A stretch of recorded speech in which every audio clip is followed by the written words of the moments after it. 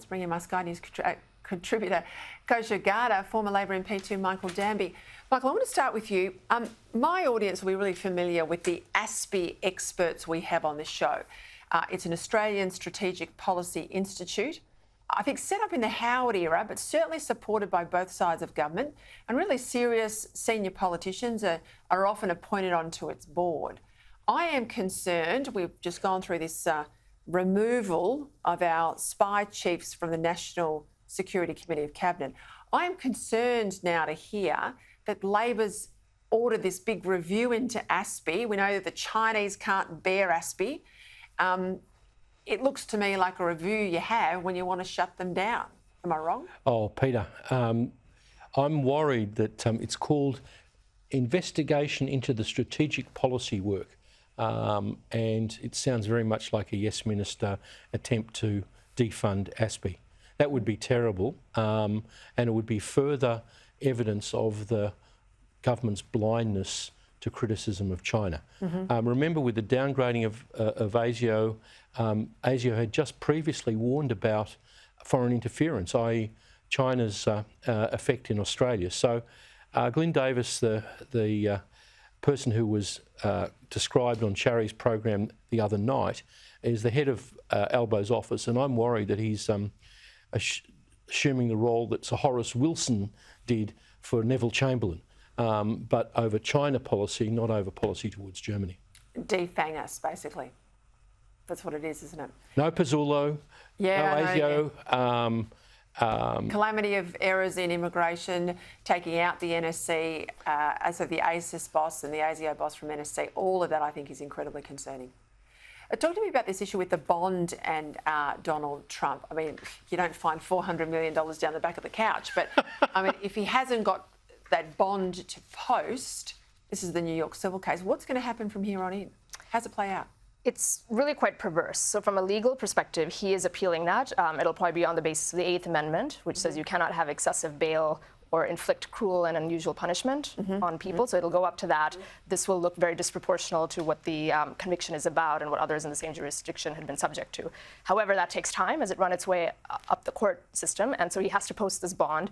If he's unable to, because he doesn't have that kind of liquidity, then they will seize his assets, potentially. That's a legal side. Wow. The political side is, this just looks more and more outrageous. They're doing the unthinkable, which is he's a very unlikable figure to many people, but they're making him empathetic. And just as context, I'll leave you with this and your viewers with this, that O.J. Simpson, who was also convicted famously in the civil case, he wasn't found guilty in the criminal case, his judgment was $33 million, which in today's terms is $66 million for murdering 2 human beings. And here we're looking at 450 plus million for a crime that there were no victims in, because the banks were not even the plaintiffs. It was the state of New York. So the whole thing reeks to a lot of people, including to Trump haters. It's not a good look. What's happening with Biden and Netanyahu, their relationship, the dynamic over this Rafah issue?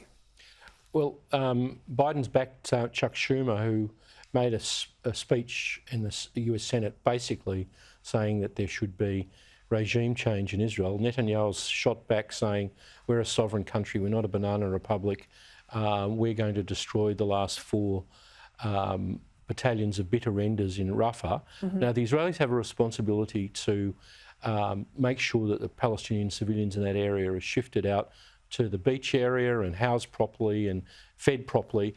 But we wouldn't have said to General Montgomery or Eisenhower that we can't go to Berlin, we've got halfway across Germany, we ought to stop now. So they're a sovereign country, they'll make their own decisions. I'm not a fan of Netanyahu. Gantz, the leader of the opposition, has said that there should be a decision made by the Israelis, not in the American Senate. What are we seeing in the Portuguese election that seems to be playing out right across Europe? This is really interesting. It is interesting. I think it's the battle line of the last half century, these liberal democracies, or Western democracies, I should say. You've got sort of the right, center-right party has taken, or the coalition has come into power after a long time, but ascendant in that is this populist group. that has gained seats substantially. You see the same trend in Sweden and Finland and the Netherlands, even in Germany and France with Marine Le Pen and all of that. They're ascendant, either winning outright or gaining a big share. And that is because of all the reasons we know. I think the immigration is the biggest fault line over here, changing the demographics of these countries. The rural part of the electorate is feeling disenfranchised. And as you see that momentum, it's sort of a counterweight to the leftward drift of these countries. They're gaining a bigger share of the EU as well, and they're going to have more influence on policy that comes out of that. And I think you're just going to see more of that shift and that battle line sharpening. Just quickly, Michael, I mean, the rise of, I guess, the right more broadly across Europe, I think is shaking people up, particularly when you look at what's happened with Ukraine and a steeliness coming out of Europe.